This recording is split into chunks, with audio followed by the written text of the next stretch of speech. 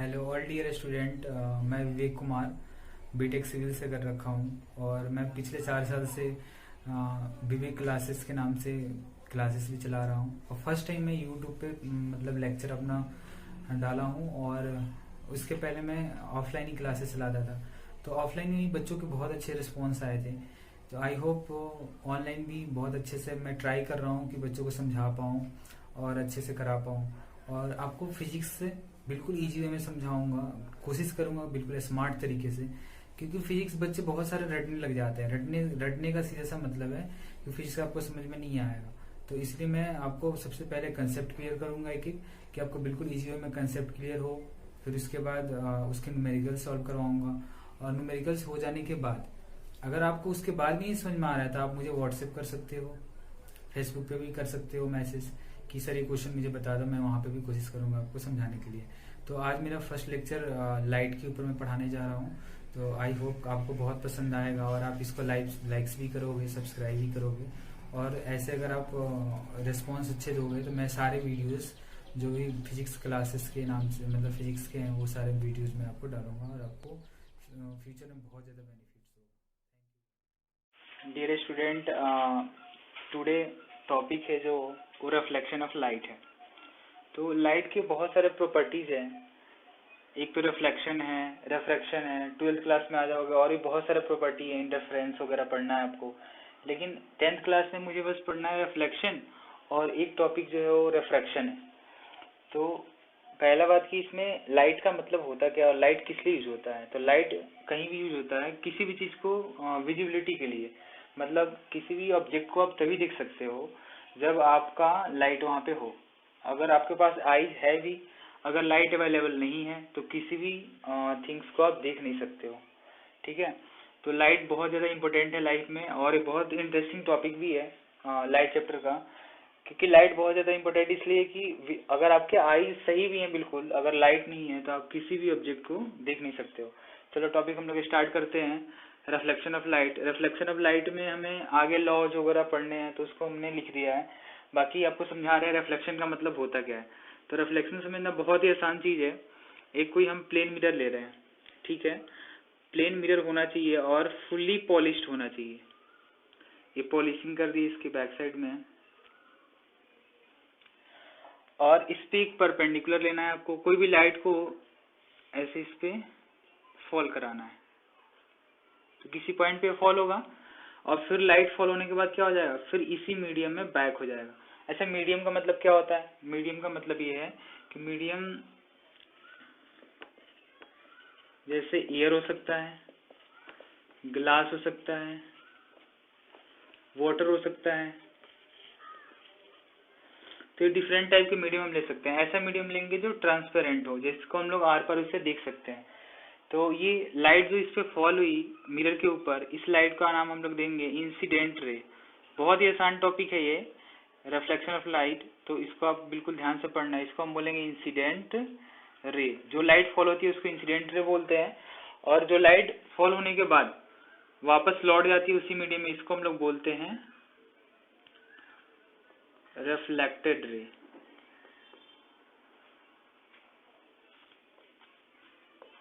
चलिए, और इसी पॉइंट पे हम लोग परपेंडिकुलर ड्रॉ करेंगे।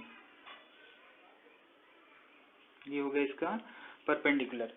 तो इंसिडेंट रे और रिफ्लेक्टेड रे एंड परपेंडिकुलर, ये तीन चीजें हैं। परपेंडिकुलर इसलिए ड्रॉ करना पड़ता है ना कि हमें एंगल इंसिडेंट रे वगैरह का एंगल लेना होता है, तो हम परपेंडिकुलर से ही ले सकते हैं। तो इसका हम लोग नाम देंगे परपेंडिकुलर। कई बार इसका नाम लोग नॉर्मल भी दे देते हैं, तो आप नॉर्मली बोल सकते हो। चलिए, इसमें इंसिडेंट रे, रिफ्लेक्टेड रे और नॉर्मल तीन चीजें होता है। और जो एंगल हमेशा मेजर करते हैं, वो एंगल जो मेजर होगा इंसिडेंट रे और परपेंडिकुलर जो होता है नॉर्मल के बीच का एंगल लेते हैं। ये वाला एंगल कितने बच्चे ले लेते हैं, हमेशा गलत होता है। क्वेश्चन में कभी कभी एंगल आपका यहाँ का दे देता है, तो आप क्या करोगे, उसको 90 माइनस करके निकालोगे। जैसे मान लो अगर एंगल यहाँ का दे दे 60 डिग्री, तो आप इंसिडेंट रे 60 डिग्री नहीं लोगे, कितना लोगे, 30। कैसे, 90 माइनस 60 कर देना, क्योंकि ये जो पूरा एंगल होता है वो कितने का होता है, 90 का। तो 90 में 60 कर दोगे तो 30 हो जाएगा। तो इसलिए इसका ध्यान रखना, ये वाला एंगल आपको नहीं लेना है, ऊपर वाला एंगल लेना है। अगर ये नीचे का एंगल दे भी दे तो ऐसे माइनस करके आप निकाल सकते हो।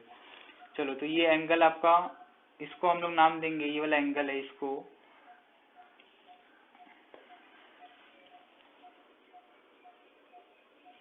Incident angle.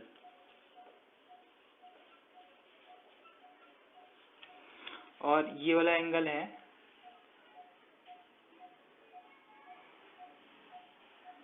इसका नाम देंगे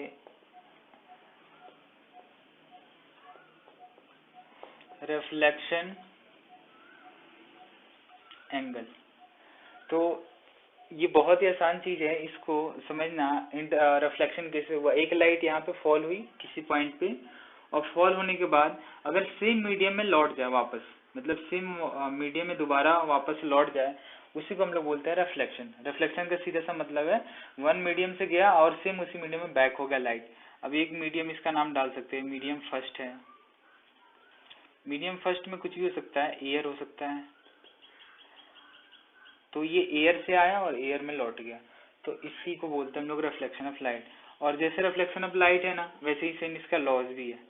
लॉज भी बिल्कुल इसी के हिसाब से है। अगर आपको डायग्राम बनाने आता है तो आप इसके लॉ बहुत आसानी से लिख सकते हो। देखो कैसे, ये पहला लॉ जो बोला वो क्या है, एंगल ऑफ इंसिडेंट, मतलब जो एंगल है ये इंसिडेंट का, ये वाला एंगल, और एंगल ऑफ रिफ्लेक्शन मतलब ये वाला एंगल, दोनों आपस में क्या होते हैं, इक्वल होते हैं। ये है लॉ ऑफ रिफ्लेक्शन का फर्स्ट लॉ। फर्स्ट लॉ बहुत ही आसान है, angle of incident equal to angle of reflection. ऐसे सेकंड लॉ भी बहुत आसान है, द इंसिडेंट रे, मतलब ये वाला इंसिडेंट रे एंड नॉर्मल, और रिफ्लेक्टेड रे, ये reflected ray, all are lie in the same plane. ये सारे किस में लाई करते हैं, सेम प्लेन। सेम प्लेन का मतलब ये है कि कोई भी ऑब्जेक्ट हो वो इस बोर्ड के प्लेन में चिपक जाए। मतलब ये वाला भी इंसिडेंट रे भी और रिफ्लेक्टेड रे भी और नॉर्मल सारे एक प्लेन का मतलब है कि जो बोर्ड के प्लेन में चिपक जाए। मतलब 3 डायमेंशनल नहीं हो, 2D हो, इसमें सिर्फ लेंथ हो और उसमें विड्थ हो, मतलब हाइट वगैरह नहीं हो। तो इसको बोलते हैं हम लोग मतलब प्लेन, सेम प्लेन बोलते हैं। ओके,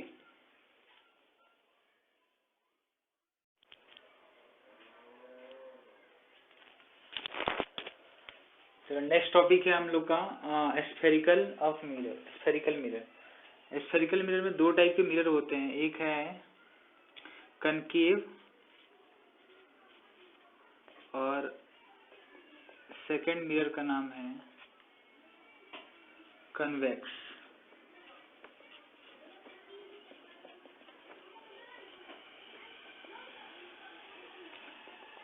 कनकेव और कन्वेक्स में क्या डिफरेंस है वो देख लो। कॉनकेव, केव का मतलब क्या है, गुफा टाइप का होता है, यानी ये रहा, यानी इसमें केव टाइप का है ना, तो ऐसे ही पहचानना भी है इसको। कनकेव का मतलब है कि जिसमें गुफा टाइप का बना हो उसको कनकेव मिरर बोलते हैं। और एक टाइप से क्या होगा, ये पॉलिश्ड होगा। और कन्वेक्स में क्या है, इस साइड में ये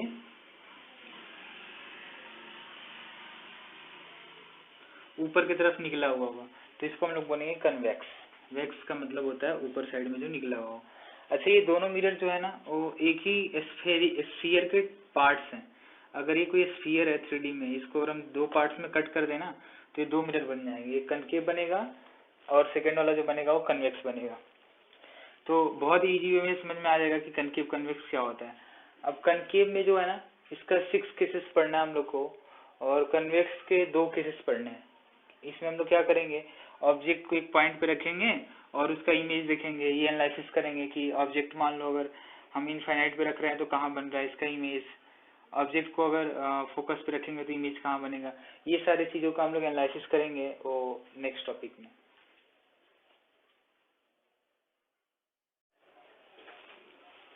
अब इसमें हम लोग फर्स्ट जो है उसका रे डायग्राम दिखा रहे हैं आपको। ये ऑब्जेक्ट कहाँ पे है, इनफाइनाइट पे रख रहे हैं, बहुत दूर है इनफाइनाइट पे ऑब्जेक्ट को। पता है, ये अगर आप डायग्राम बनाना 6 केसेस का सीख जाओगे ना तो आपको पेपर में बहुत ही ज्यादा बेनिफिट होने वाला है, क्योंकि ये 6 केसेस में से कोई एक आता है। जैसे मान लो इसका न्यूमेरिकल बहुत इजी है, आप सॉल्व कराएंगे, आप देखना भी कितनी इजी वे में सॉल्व कर रहे हैं। तो न्यूमेरिकल आप जब सॉल्व करोगे ना, तो उसके बाद बोलता है इसका रे डायग्राम भी ड्रॉ करो आप, कि कहाँ पे ऑब्जेक्ट रहेगा, कहाँ पे इमेज रहेगा। तो अगर ये आप 6 केसेस अच्छे से समझ लोगे तो फिर आपको रे डायग्राम ड्रॉ करना बिल्कुल इजी हो जाएगा। क्वेश्चन में भी बेनिफिट होने वाला है। अगर डायरेक्टली आ जाए कि ये बताओ कि अगर ऑब्जेक्ट को इनफाइनाइट पे रख रहे हैं तो इमेज कहाँ बनेगा, ये आपसे पूछ ले, या उसका साइज क्या होगा, रियल होगा, वर्चुअल होगा, ये सारी बातों को अगर आपको समझना है तो 6 डायग्राम को आपको बिल्कुल अच्छे से समझना पड़ेगा। और ये बिल्कुल इजी वे में समझाएंगे आपको, ट्राई करेंगे कि बहुत इजी वे में आपको हम दे पाए। चलो, ये इसमें हम ऑब्जेक्ट को रख रहे हैं इनफाइनाइट पे, ठीक है, इनफाइनाइट पे ऑब्जेक्ट को रख दिए। और ये बहुत ही बड़ा है क्योंकि इनफाइनाइट पे तो काफी लार्ज साइज का होगा, और ये लार्ज साइज का है। और ये इधर से हम पॉलिश कर दिए, स्फेरिकल मिरर है। स्फेरिकल मिरर का पार्ट से कौन सा, सारे कनकेव के बारे में बात कर रहे हैं। ये सारे कौन से मिरर होंगे, 6 केसेस जो भी होगा वो कनकेव का ही होगा। तो ऑब्जेक्ट इसमें इनफाइनाइट पे रखा हुआ है। अब इससे कुछ पैरेलल रे आ रहे होंगे, ऐसे एक पैरेलल रे आया, ये भी पैरेलल रे आया, यहाँ से भी आ रहा होगा। तो ये पैरेलल रे जो आ रहा होगा प्रिंसिपल एक्सिस के, वो क्या होगा, ये इंसिडेंट रे है। इंसिडेंट रे क्या होता है, जब मिरर से कोई टकराता है तो क्या होता है, उससे रिफ्लेक्ट होता है। तो रिफ्लेक्ट होने के बाद कहाँ से पास होना चाहिए, फोकस से। ये पॉइंट कोई है फोकस का, ये भी रे कहाँ से जाएगा, फोकस से ही पास करेगा। ये भी रे कहाँ से पास करेगा, फोकस से ही पास करेगा। चलो, और इसको क्या बोलते हैं हम लोग, पोल बोलते हैं। बार बार रिवाइज करवा रहे हैं कि आपको याद भी हो जाएगा। और इसको क्या बोलते हैं हम लोग, प्रिंसिपल एक्सिस बोलते हैं, ठीक। ये फोकस हो गया। अब इससे जो भी रे आया वो कहाँ से पास किया, फोकस से होकर पास किया। तो इस डायग्राम को अब देखिए क्या क्या ऑब्जर्व कर रहे हो। देखो, ये है ऑब्जेक्ट,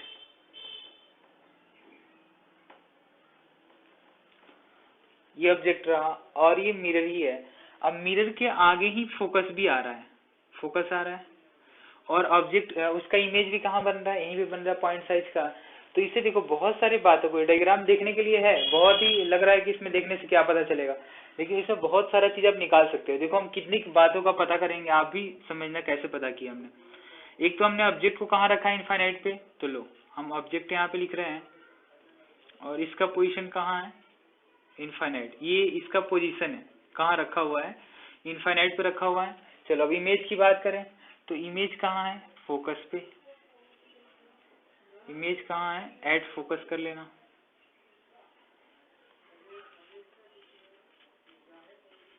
चलो, उसके बाद पोल, ऑब्जेक्ट हो गया, इमेज हो गया। अब हमें किसका पता करना है, ये रियल है कि वर्चुअल है। तो अभी आपको पता है ना, रियल का मतलब होता है जो स्क्रीन पे बने या स्क्रीन के आगे बने। तो स्क्रीन के आगे ही बन रहा है क्योंकि फोकस यहाँ पे, इमेज यहाँ पे होगा। तो इसको हम लोग क्या बोलेंगे, इस पे जो फॉर्म हो रहा है, कौन सा इमेज फॉर्म हो रहा है, रियल इमेज फॉर्म हो रहा है। चलो, इसका हम साइज की बात करेंगे। तो साइज में क्या होगा इसका, साइज में देखो ऑब्जेक्ट क्या है, बहुत ही लार्ज है। तो ऑब्जेक्ट क्या हम लिख दे रहे हैं, बहुत लार्ज है, यानी ये लार्ज है। और इमेज इसका कैसा फॉर्म हुआ है, साइज ऑफ इमेज, इमेज जो है काफी छोटा है, यानी किस साइज का है, पॉइंट साइज। तो आप खुद ही देखो कि इससे कितने सारे बातों का हम पता लगा लिए एक डायग्राम को देख के। सिर्फ ये डायग्राम किसी को अच्छे बनाने आ रहा है ना, तो उस सारे बातों को लिख सकता है, रटने की कोई जरूरत ही नहीं है। साइंस ऐसा सब्जेक्ट है जो दुनिया का सबसे इजी सब्जेक्ट है, अगर आपको इजी वे में लोगे तब। अगर साइंस को आपने ये रटने का कोशिश किया ना, तो साइंस आपको फिर कभी समझ में नहीं आएगा। हमेशा इसको इजी वे में लेना है, और इजी वे में हम समझा भी रहे हैं आपको। मेरे साथ साथ आपको इसका अगर नोट्स बना रहे हो तो बहुत ही अच्छी बात है, नोट्स भी बनाओ। और ये जो नोट्स है ना, इसका कंसेप्ट अगर आपका क्लियर हो गया तो आप कोई पेपर दो, चाहे स्टेट बोर्ड का दो, चाहे सीबीएसई बोर्ड का दो, चाहे अनदर कोई भी कॉम्पिटिटिव ओलंपियाड वगैरह, सबसे जो इम्पोर्टेंट चीज होता है कंसेप्ट। अगर आपके कंसेप्ट क्लियर है तो कोई पेपर के क्वेश्चन आप कर सकते हो। अगर कंसेप्ट क्लियर नहीं है तो बोर्ड का भी क्वेश्चन आपके पास आ जाए ना, तो क्लियर आप नहीं कर पाओगे। तो सिंपल सी बात है, आप कंसेप्ट सीखना है, अब बहुत इजी वे में कोशिश कर रहे हैं आपको समझाने का।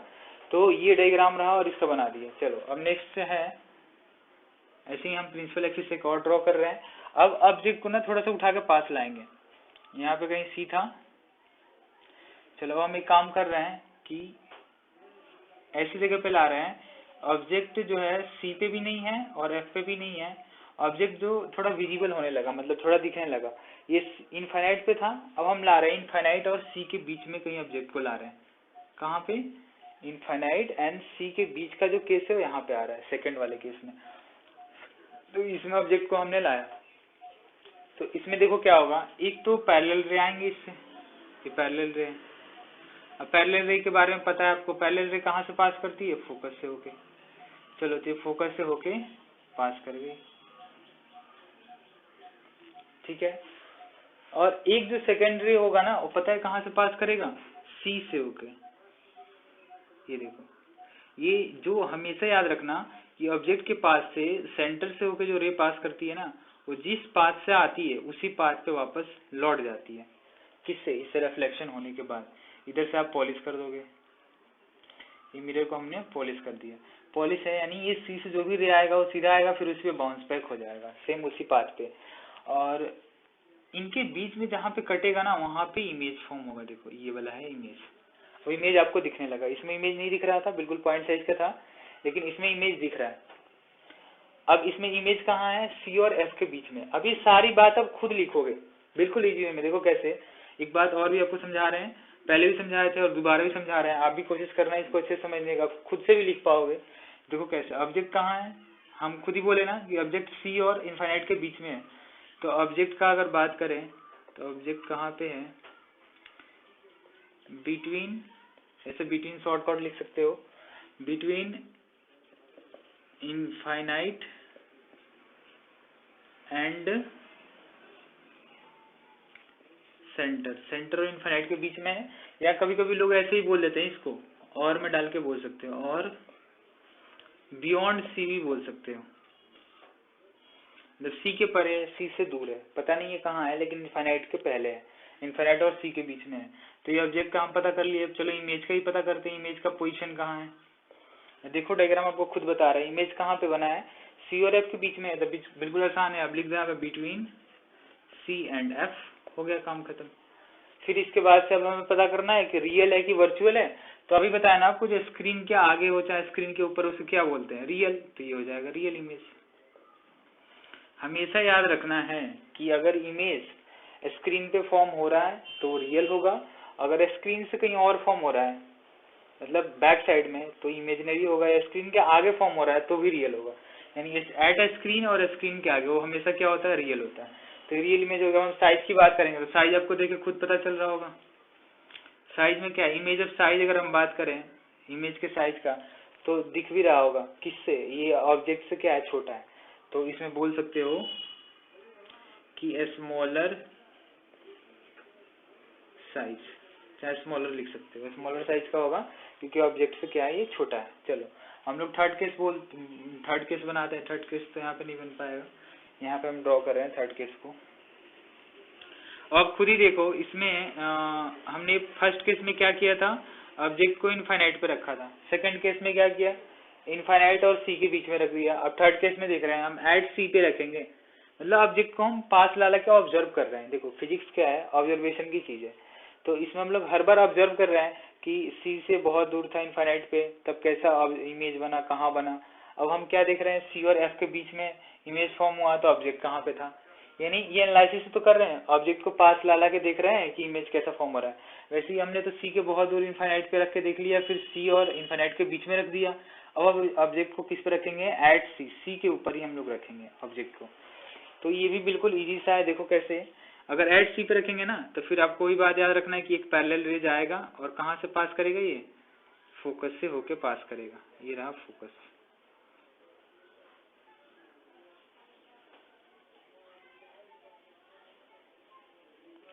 ये फोकस से इसके फोकस से होके पास कर रहा है। चलो, और एक रे जो आएगा वो कहाँ से पास करेगा, सी से। सी वाला जो होगा ये, यानी एक और नीचे से हम कोई रे ले रहे हैं इसके पैरेलल, तो ये रहा इसका रे, यानी ये भी कहाँ से पास करेगा, फोकस से होके। अब देखो ये जो दोनों रे कटेगा ना, इसका रे और इसका, वो कहाँ पे कट रहा है, सी के पास है ना, यानी इसका जो इमेज फॉर्म हो रहा है ना सी पे ही। तो हमेशा याद रखना है कि ऑब्जेक्ट अगर सी पे हो, मतलब रेडियस ऑफ कर्वेचर पे, सेंटर पे हो, तो उसका इमेज भी कहाँ फॉर्म हो रहा है, सी पे ही फॉर्म होता है। और इसका हम लोग रियल इमेज के बारे में बात करेंगे। चलो ऑब्जेक्ट का हम लोग देखते हैं कहाँ पे रखे थे। तो ऑब्जेक्ट कहाँ पे था, एट सी। इमेज की बात करें तो इमेज कहाँ फॉर्म हो रहा है, एट सी। अगर रियल की बात करें, वर्चुअल की, तो ये आप खुद ही देख के बता दोगे कि इसका इमेज कहाँ बन रहा है, आगे ही बन रहा है, यानी ये कौन सा होगा, रियल इमेज। तो समझ में आ ही रहा होगा कि रियल और इमेजिनरी कैसे होगा। ये रियल इमेज हो गया। चलो अब इसकी साइज की बात करें तो ये साइज में आप देख के पता लगा सकते हो कि जितने साइज का ये उतना ही साइज का है, ये साइज कैसा है, इक्वल है। तो इक्वल साइज यहाँ पे डाल सकते हो। पता है एनसीईआरटी जब बुक आप खोलोगे ना तो ये सारी चीज एक टेबल में बना के दे रखा है। तो रटने से अच्छा है ना कि आप इसको ऑब्जर्व करो, क्योंकि फिजिक्स बहुत ज्यादा इंपॉर्टेंट है और फिजिक्स को समझने के लिए सिर्फ और सिर्फ ऑब्जर्वेशन आपको आनी चाहिए। अगर ऑब्जर्वेशन आपको सही से आ रहा है तो आप समझ पाओगे, नहीं आ रहा है तो नहीं समझ पाओगे। ठीक है, तो हम लोग थर्ड केस देख लिए, हम लोग फोर्थ केस देखेंगे।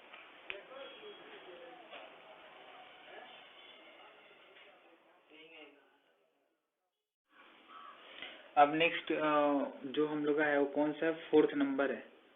तो फोर्थ नंबर के लिए थोड़ा सा डायग्राम बड़ा सा बना रहे हैं। फोर्थ नंबर केस में क्या करेंगे आप लोग खुद बताओ। फोर्थ नंबर में ये होगा कि अब जो ऑब्जेक्ट को कहाँ रखा जाएगा, सी पे तो रखा हमने चेक कर लिया। अब हमें रखना पड़ेगा सी एंड एफ के बीच में। तो ये रहा सी और यहाँ पे कोई एफ पॉइंट हो गया। सी और एफ के बीच में क्या रखा हमने, ऑब्जेक्ट को। ठीक है, अब इससे ना दो रेज आएगी, एक तो इस पॉइंट से होकर जाएगा, मतलब पैरेलल रे जो जाएगा और फोकस से होकर पास करेगा, और एक रे जो आएगा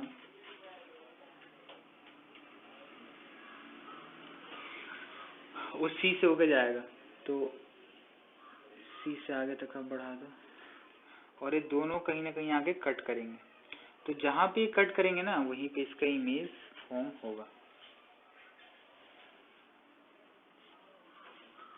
चलो ये तो पता ही है कि सी पे जो अब रेज हो जाता है उसी पे क्या होता है, बैक हो जाता है। तो सी वाला रे जैसे जाएगा वैसे ही उसी पे लौट जाएगा। और ये ऑब्जेक्ट के हेड से जो गया वो क्या हुआ, कहाँ से पास किया, फोकस से होकर पास किया। अब इसमें हम लोग एनालिसिस करते हैं। तो ऑब्जेक्ट को कहाँ रखे हैं बताओ खुद ही। तो ऑब्जेक्ट को हमने रखा है बिटवीन सी एंड एफ। सी और एफ के बीच में रखे हैं। इमेज को देख लेते हैं, इमेज कहाँ पे बना है, फॉर्म हुआ है। इमेज कहाँ फॉर्म हुआ है, देखो सी के बहुत दूर है ना, तो आप ऐसे लिख सकते हो, कहीं बनाओ बियॉन्ड सी लिख सकते हो, सी से दूर। अब इसके बाद हमें देखना है कि साइज। तो साइज इस बार इमेज का क्या हो गया, बढ़ गया ना, तो ये बोल दोगे लार्ज। और एक रियल की बात आएगी, तो रियल में क्या होगा, इसका इमेज अगर रियल इमेजिनरी में बात करें, रियल और इमेजिनरी में, चाहे वर्चुअल बोलो, तो इसमें क्या फॉर्म हो रहा है, रियल का फॉर्म हो रहा है। तो इस तरीके से बिल्कुल सिंपल वे में डायग्राम भी ड्रॉ कर दिए और इसको समझ भी लिए। चलो थर्ड केस, फोर्थ केस हो गया। अब नेक्स्ट केस जो है हम लोग का वो फिफ्थ नंबर केस है। जिनको करना वीडियो पॉज करके प्रिंट कर लेंगे इसे। चलो फोर्थ नंबर केस देखेंगे, फिफ्थ नंबर सॉरी। हमने उस केस में क्या किया था, ऑब्जेक्ट को कहाँ पे रखा था, बिटवीन सी एंड एफ के बीच में। अब हम लोग ऑब्जेक्ट को कहाँ रखेंगे, एट एफ। तो ये ऑब्जेक्ट को रख दिया हमने एट एफ। ऑब्जेक्ट की बात करेंगे तो ये है एट एफ।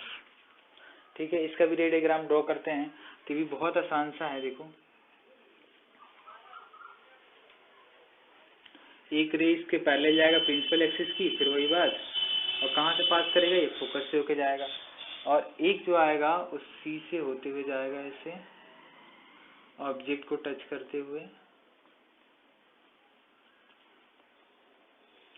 और जस्ट इसी के पैरेलल हो जाएगा। जैसे ये रे जाएगा वैसे ही, यानी ये दोनों कैसे जाएंगे, इसको थोड़ा सीधा ड्रॉ कर दो, तो ये दोनों ही पैरेलल जाएंगे।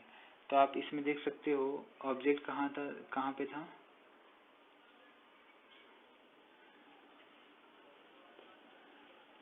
ऑब्जेक्ट एट एफ पे था। इमेज इसका कहाँ फॉर्म हो रहा है, इमेज जो फॉर्म हो रहा है इसका इनफाइनाइट पे फॉर्म हो रहा है। पता ही नहीं है कहाँ पे बनेगा, क्योंकि दोनों पैरेलल हो जा रहे हैं, कहीं कट कर ही नहीं रहे हैं।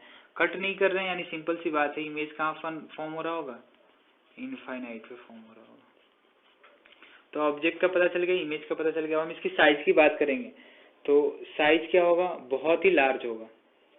यानी इसमें लार्ज ही लिख सकते हो या टू लार्ज भी कर सकते हो, काफी ज्यादा बड़ा होगा, इनफाइनाइट पे होगा तो। और इसकी अगर रियल और वर्चुअल की बात करेंगे तो ये मिरर के आगे ही है, तो कैसा फॉर्म हो रहा होगा ये रियल। तो इस तरीके से 5th नंबर केस में भी आप सारा कुछ पता कर सकते हो। चलो अब नेक्स्ट केस इसमें का है 6th नंबर केस। तो 6th नंबर केस को भी हम ड्रॉ कर देते हैं।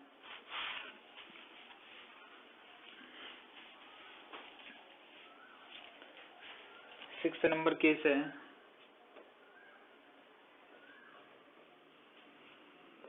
तो हमने कहाँ कहाँ रख के चेक कर लिया, फोकस पे रख के देख लिया। अब हमें देखना है फोकस और पोल वाले केस में। तो ये फोकस से ये सी पॉइंट है, थोड़ा और दूर कर देते हैं इसे, और ये पोल है। तो बिटवीन किसके बीच में, फोकस एंड पोल के बीच में। तो ऑब्जेक्ट की अगर बात करेंगे तो ऑब्जेक्ट कहाँ रखा हुआ है, between F and P, focus and pole के बीच में है। और इसका इमेज कहाँ फॉर्म हो रहा है वो देखेंगे। तो एक रे इसका जाएगा, ये थोड़ा सा कॉम्प्लिकेटेड पड़ेगा, कॉम्प्लिकेटेड कुछ नहीं है ज़्यादा, बस थोड़ा बहुत है। चलो एक रे तो इसके सेंटर से होके ले जाओ,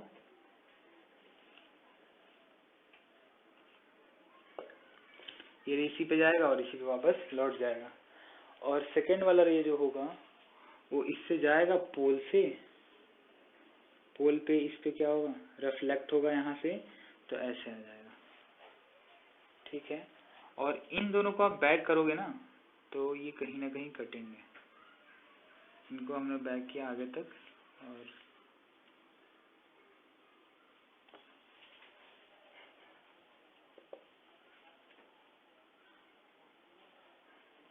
यहाँ पे कट किया। तो ये एक ऐसा केस है ना जिसमें इमेज जो होता है वो बैक साइड में बनता है। मतलब कनकेव का 6th नंबर केस जो है ना, ये याद रखने की चीजें इंपॉर्टेंट है कि इस वाले केस में ना अगर फोकस के और पोल के बीच में अगर हम ऑब्जेक्ट को रखें तो इसका इमेज कहाँ फॉर्म होगा, मतलब बैक साइड में फॉर्म होगा, और ये काफी बड़ा होगा और सीधा होगा ये, मतलब ऐसा बोल सकते हैं इसका। ये इसमें इमेज की अगर बात करें तो इमेज जो फॉर्म हो रहा है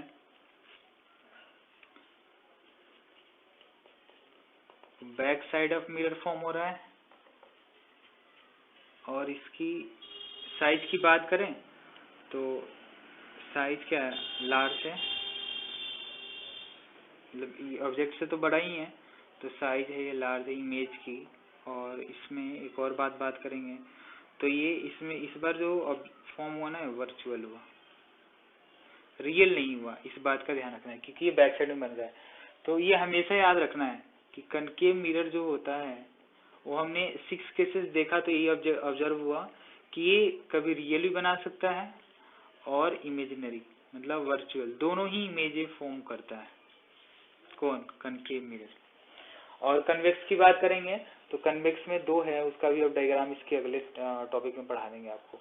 तो यहाँ तक आपको बिल्कुल क्लियर हो गया होगा कि कनकेव में कितने होते हैं टोटल केसेस, 6 केसेस हैं। कहाँ कहाँ के, अगर ऑब्जेक्ट इनफाइनाइट पे है तो इमेज कहाँ फॉर्म होगा, अगर ऑब्जेक्ट को हम सी पे रख रहे हैं या beyond C, between C and F, ये सारे केसेस हमने देख लिए हैं और ऑब्जर्व भी कर लिए हैं। अब आपको टेबल बनाने में भी और न्यूमेरिकल में भी काफी ज्यादा हेल्प होगा। तो डायग्राम बहुत इंपॉर्टेंट है, इसको आप अच्छे से नोट्स भी तैयार करना है, इसका आपको देखना भी है, साथ साथ एनसीईआरटी बुक लेके फॉलो करना है आपको।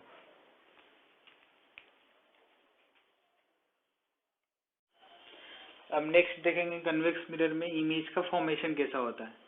तो इमेज फॉर्मेशन कन्वेक्स मिरर में देखना है, इसमें 2 ही टाइप के होते हैं, ज्यादा केसेस नहीं बन पाते हैं। कन्वेक्स मिरर सबको बनाने आना चाहिए। इसमें क्या होता है, अप साइड निकला हुआ होता है, यानी 2 केसेस होते हैं, तो दोनों केसेस के डायग्राम हम एक साथ बना दे रहे हैं। और ये इसका पॉलिशिंग कर देंगे इधर से, ठीक है। इसमें क्या है, एक केस है जिसमें ऑब्जेक्ट को हम कहाँ रखेंगे, इनफाइनाइट पे। ये ऑब्जेक्ट है, कहाँ रखा गया है, इनफाइनाइट पे। अब इसका देखेंगे इमेज कहाँ फॉर्म होगा, तो इसमें हम पैरेलल रे ड्रॉ करेंगे। बहुत सारे यहाँ से पैरेलल रे आ रहे होंगे प्रिंसिपल एक्सिस के, और ये सारे ना इस बार जो इमेज फॉर्म होगा वो मिरर के फ्रंट मतलब आगे साइड में नहीं होगा, बैक साइड में होगा। तो इन सारे रे को एक पॉइंट पे हम ऐसे मीट करते हैं, मतलब ऐसे प्रेजेंट होता है, ऐसे लगता है कि यहाँ से इसका इमेज फॉर्म हो रहा है बैक साइड में, ये ऑब्जर्व किया गया। चलिए, तो ये हो गया। इसमें आपको देखने से पता चल रहा है ये है इसका फोकस बैक साइड में होता है और ये है इसका सेंटर। तो इसमें ऑब्जेक्ट का अगर हम बात करेंगे तो ऑब्जेक्ट कहाँ पे है, इनफाइनाइट पे। इमेज की बात करेंगे तो इमेज कहाँ पे है, इमेज जो है वो फोकस पे है। सेम केस है कनकेव और कन्वेक्स का, लेकिन कनकेव में फोकस जो था आगे ही था, इसमें फोकस जो होता है बैक साइड में हो जाता है। तो फोकस की ये कहाँ पे इमेज फॉर्म हुआ है, फोकस पे। अब साइज की बात करें तो साइज तो दिख ही नहीं रहा है, ये साइज किसका हो जाएगा, इसका पॉइंट साइज।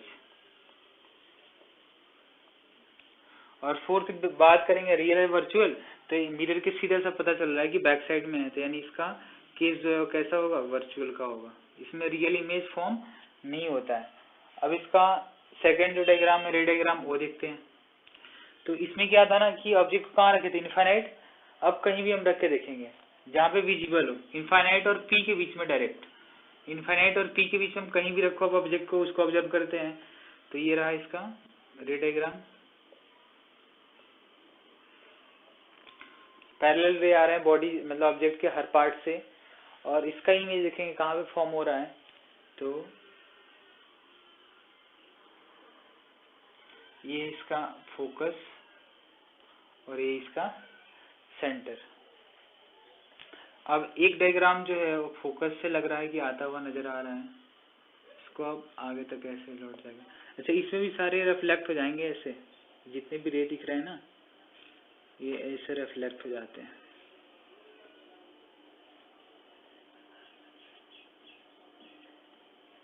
और ऐसा ऑब्जर्व होता है, ये थोड़ा सा टेढ़ा हो जा रहा है।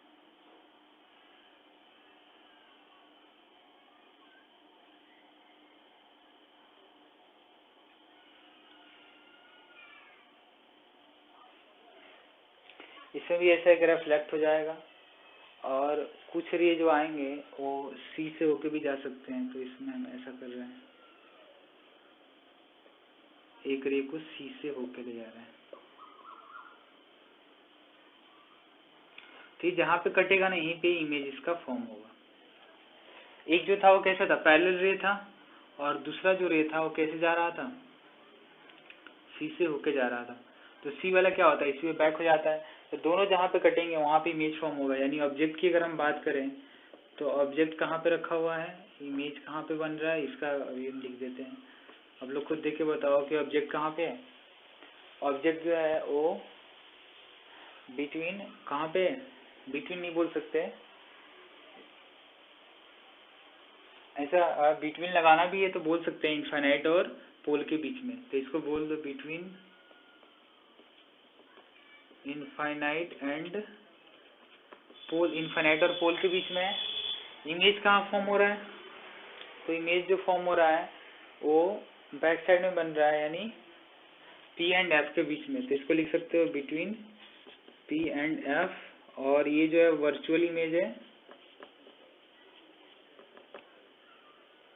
और साइज की बात करें तो कैसा है, स्मॉल साइज का। तो ये दो ही केस होते हैं इसमें। दोनों केस में हमने क्या देखा, दोनों केस में ही देखा कि इसमें ऑब्जेक्ट क्या था, सीधा था और वर्चुअल था।